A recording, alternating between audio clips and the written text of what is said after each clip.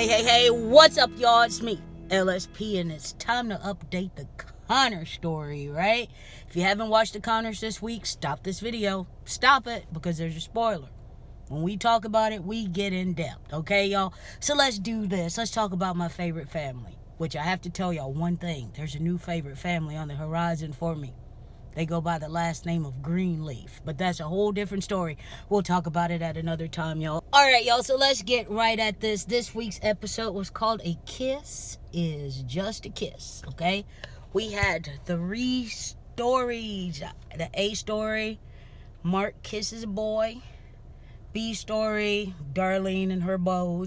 And the C story, Becky is feeling a little inadequate as an older mom. All right, let's do this. The A story. A photo of Mark kissing a boy goes viral. So Darlene gets a call from the school. The principal wants to talk to them. Darlene, Mark, and David meet with, the little boy's name is Austin. They meet with Austin's grandparent, well, his grandmother, not grandparents, his grandmother, and the school principal, okay?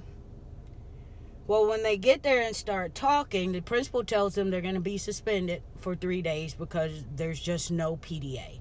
So Darlene's like, well, are you doing this because they're boys? And again, the principal's like, no, gender has nothing to do with this. We have a strict 0 PDA policy. No PDA, right?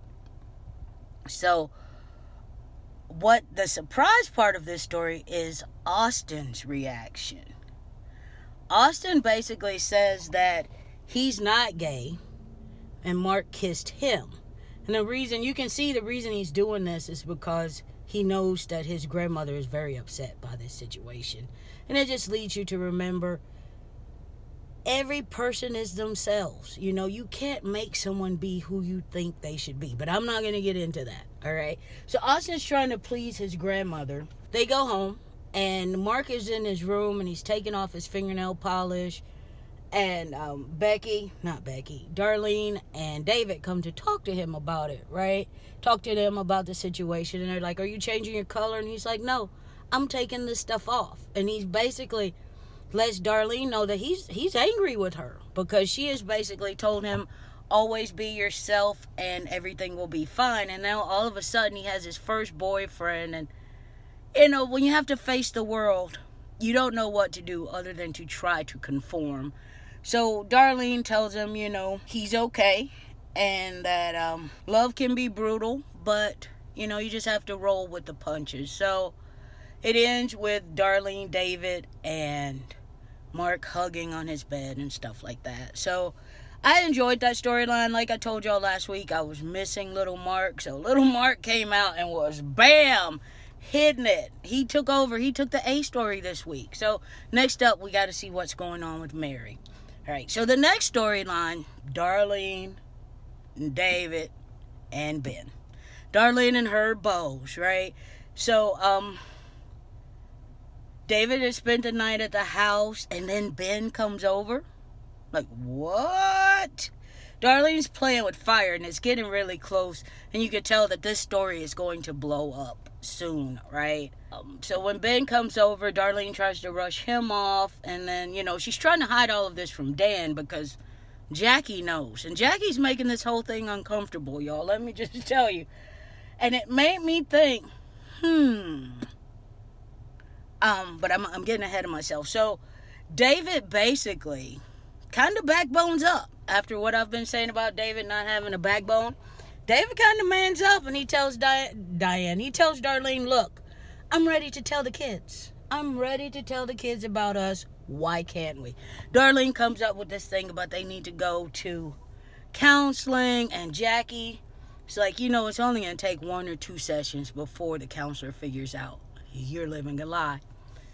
And if you think that Ben's going to be alone by himself if you choose David, you're sadly mistaken.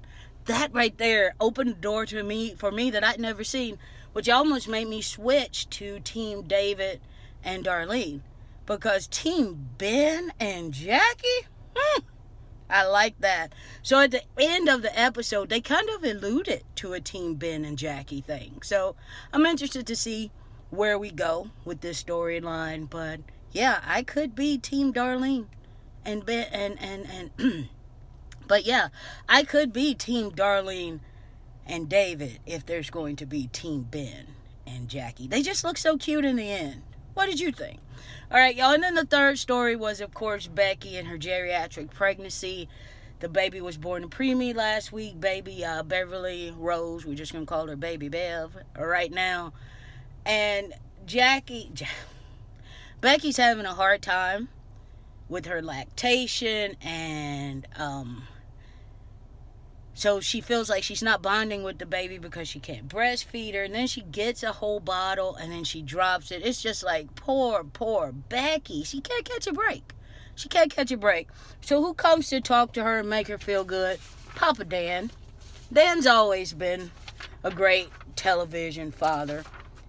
So Dan comes in and he offers her comfort and he makes her feel better. And by the end, Becky's starting to feel a little bit better about herself. So that's it, y'all. That was the episode in a nutshell. Again, I enjoyed it.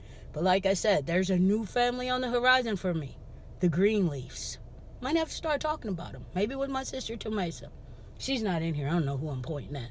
Okie dokie, my friends. That's it. We are done. I hope you enjoyed this episode of Let's Talk About the Connors. It doesn't really have a name. And we'll see you next week for episode 3. Take care of yourselves. As always, no fear and no regrets. You're awesome. See you next week to talk about the Connors.